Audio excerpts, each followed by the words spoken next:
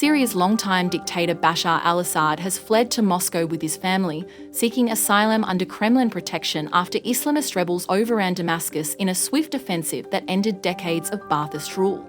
The Kremlin confirmed Assad's arrival, stating it facilitated his departure to ensure a peaceful transition of power.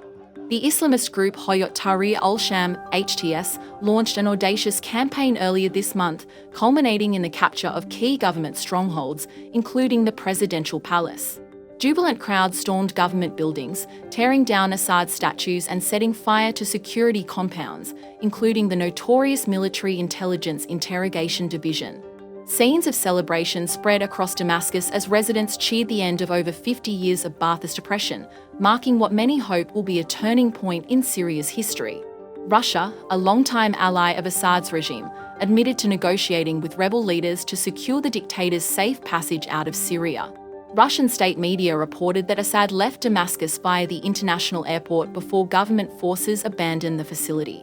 President Vladimir Putin, who met Assad in July, has granted him and his entourage asylum, reinforcing Moscow's position as a key player in Middle Eastern geopolitics.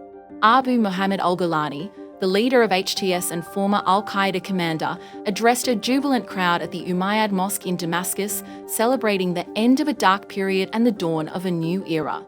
While warning of the challenges ahead in rebuilding the war-ravaged nation, he promised a Syria that would become a beacon for the Middle East. Golani, who severed ties with al-Qaeda in 2016 and rebranded his group, declared on state television, "The future is ours."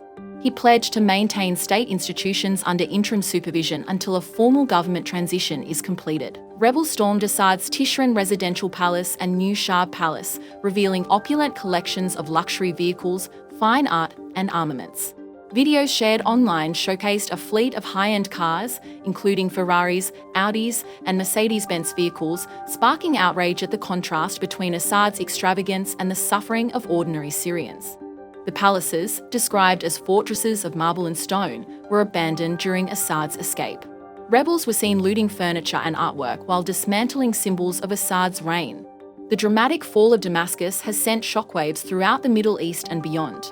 China urged all parties to ensure stability, emphasizing the safety of Chinese nationals and institutions in Syria. Western nations cautiously welcomed the transition but expressed concerns about HTS's Islamist ideology and its implications for minorities and democracy. Russia framed its intervention as essential to avoiding further bloodshed, even as it drew criticism for sheltering Assad.